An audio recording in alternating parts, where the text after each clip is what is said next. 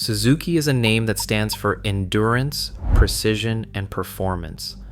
A brand that built its legacy on engines as reliable as they are thrilling. Yet behind the company's long history of engineering excellence lies a lineup of power plants that either defined an era or nearly destroyed it. Today we uncover the truth about the machines that earned loyal fans and the ones that left riders stranded on the roadside. So before you buy your next Suzuki, let's separate the mechanical marvels from the maintenance nightmares, and subscribe if this helps you. Suzuki's TL1000 V-twin was supposed to be their answer to Ducati's torque-driven superbikes.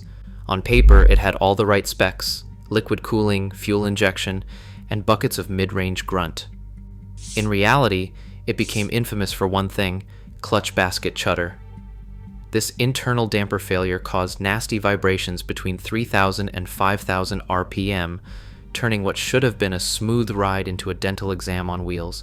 Add in fuel mapping issues, overheating, and the bike's unpredictable rear rotary damper, and you've got a machine that made mechanics rich and riders frustrated. The TL1000 had power, yes, but it delivered it with all the subtlety of a jackhammer. Despite its 998cc V-twin producing a strong 125 horsepower, the TL1000's poor weight distribution and unpredictable handling earned it a reputation as one of Suzuki's most temperamental bikes. It could thrill, but it could also terrify, often in the same ride.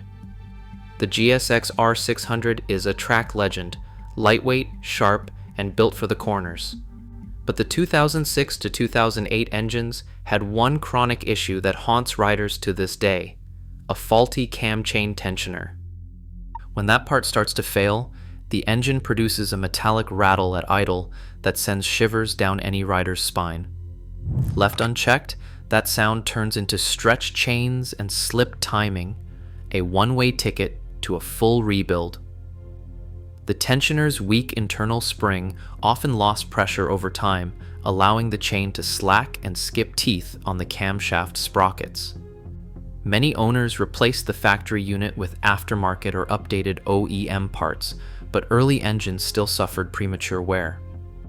While Suzuki later fixed the issue, those mid-2000s models became notorious for cam chain chatter.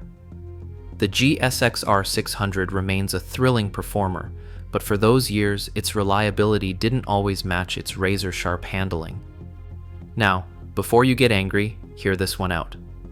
The DRZ400 engine is famous for reliability, until owners start tweaking it.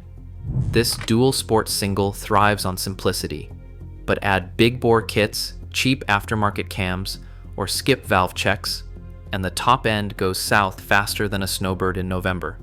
Cam chain tensioner failures, stripped drain plugs, and clutch basket wobble plague abused examples.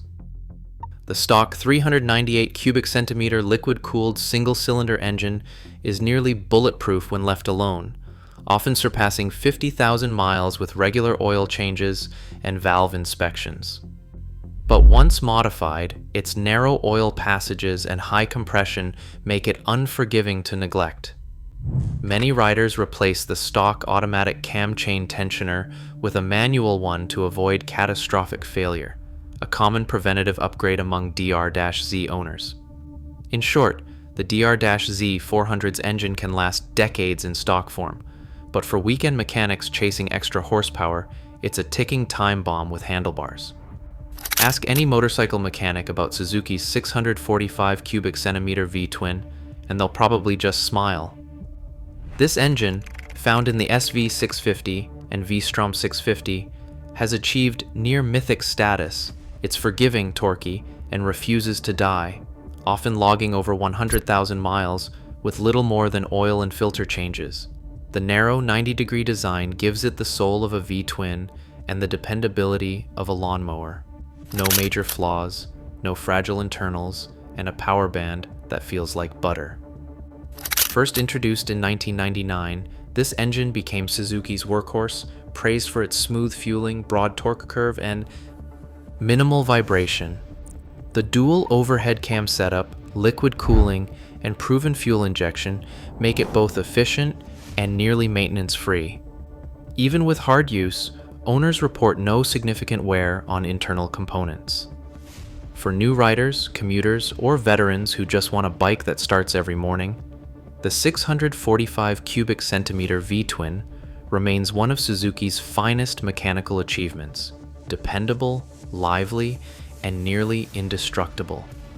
The Bandit 1250's 1255 cubic centimeter inline 4 is the definition of a lazy powerhouse, understressed, over-engineered, and smoother than your favorite playlist.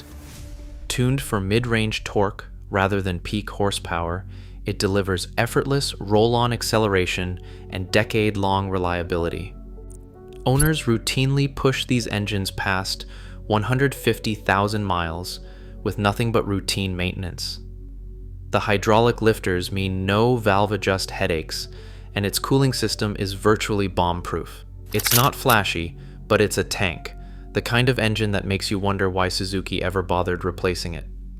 Producing around 98 horsepower and 80 pound-feet of torque, the Bandit 1250's torque curve is so broad that gear changes are almost optional. Its fuel-injected design ensures smooth throttle response, and the liquid-cooled DOHC setup keeps temperatures stable even under touring loads. Long-distance riders praise its bulletproof nature. Clutch, gearbox, and internals often outlast the chassis. In short, the Bandit 1250 isn't just reliable, it's mechanical serenity in motion, a timeless example of Suzuki's mastery of endurance engineering. When Suzuki launched the second-generation Hayabusa, they built an engine so tough it became the darling of tuners everywhere. The 1340 cubic centimeter inline 4 is a masterclass in strength and smoothness. Stock, it makes around 197 horsepower and 115 newton-meters of torque, yet tuned examples can push well over 300 horsepower on stock internals, a feat few production engines can claim. The secret lies in its forged pistons, robust crankshaft, and overbuilt bottom end, paired with an exceptional oiling system that keeps everything cool even under extreme load. The Hayabusa's tight internal tolerances and balanced design give it an almost unshakable stability, allowing it to thrive in drag racing, high-speed touring, and even experimental aircraft conversions. Owners regularly report engines exceeding 100,000 miles with minimal wear when properly maintained. It's not just fast, it's famously unbreakable. For Suzuki, the Hayabusa wasn't merely a superbike, it was a statement of engineering dominance that still stands unmatched today. The 2005 to 2006 GSX-R1000, known internally as the K5 or K6, is often called the best superbike engine Suzuki ever built. Light, compact, and devastatingly powerful, this motor redefined what a liter bike could be. It delivers insane acceleration, yet remains remarkably reliable when maintained. Track racers still hunt for K5 and K6 engines because they handle heat, stress, and high revs better than many modern superbikes. No major design flaws, just pure engineering balance. It's the gold standard that every later GSX-R has been compared to, and few have surpassed. Producing around 178 horsepower and 86 pounds per foot of torque, the K5 and K6 engine was revered for its broad power band and bulletproof internals. Its titanium valves, forged pistons, and twin-injector fuel system provided exceptional durability while keeping weight low. Even under race conditions, these engines proved nearly indestructible. It's a motor that defines Suzuki's golden era. Raw, reliable, and relentlessly fast. Some Suzuki engines, like the TL1000's temperamental V-twin and the mid-2000s GSX-R1000, revealed how small design flaws could lead to major frustrations.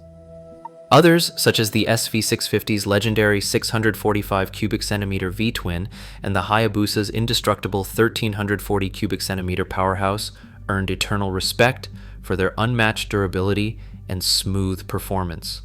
These contrasts highlight Suzuki's long-running struggle and success in balancing innovation with long-term dependability.